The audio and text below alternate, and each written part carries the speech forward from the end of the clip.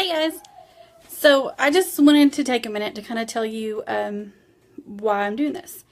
So those of you that may know me already, you might know that I have done direct sales before. Let's see, years ago I sold for a very popular cookware company. I really only signed up for them because I wanted the discount.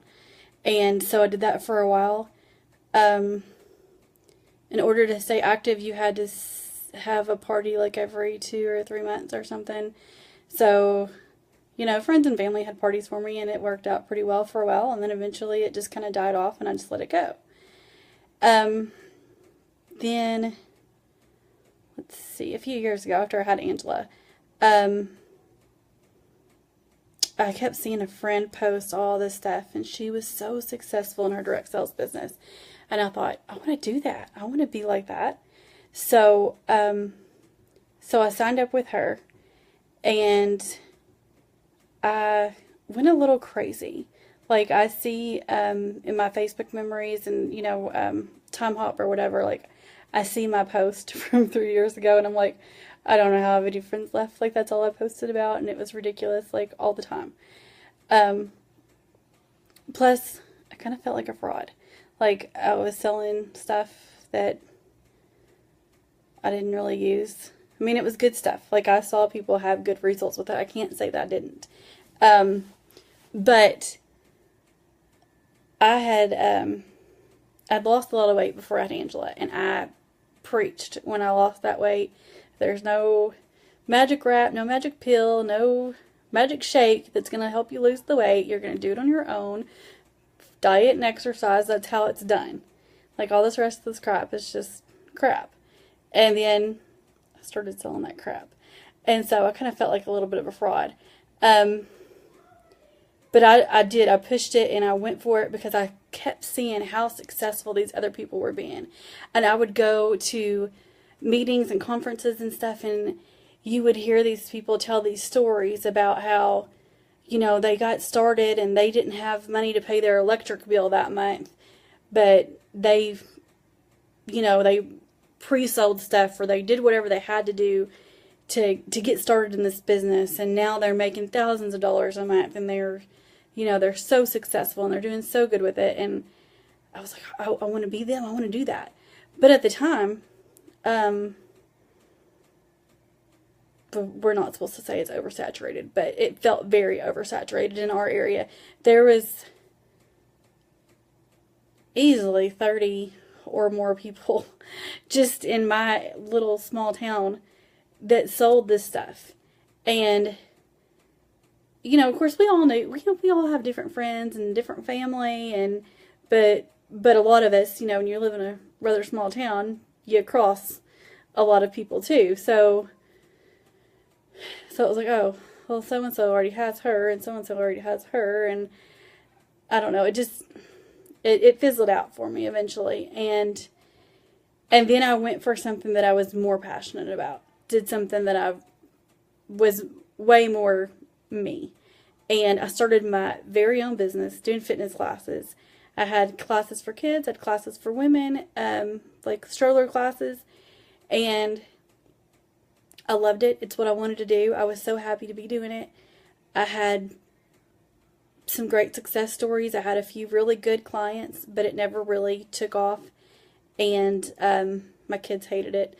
Like I think if anybody else had been teaching that class, they would have loved it. But because it was their mom telling them to do jumping jacks or whatever, they were just like, I don't want to do that. So it just kind of got to a point where it wasn't worth it. I didn't have enough clients. I wasn't making any money. I enjoyed it, but I didn't enjoy the fight with my kids to get them to go with me when I had to go to, do classes or whatever. And what was the point in doing the classes if my own kids didn't want to go? So when I stopped doing that, I said, I'm done. Like I'm ready to just be a mom, to just be a stay-at-home mom, to go back to what I really want to do.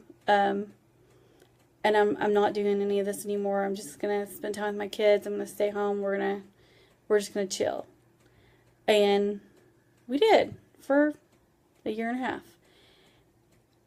And then I was on a buy sell trade site for another clothing line, and I saw a post about DotDotSmile. This was back at like the end of February, beginning of March.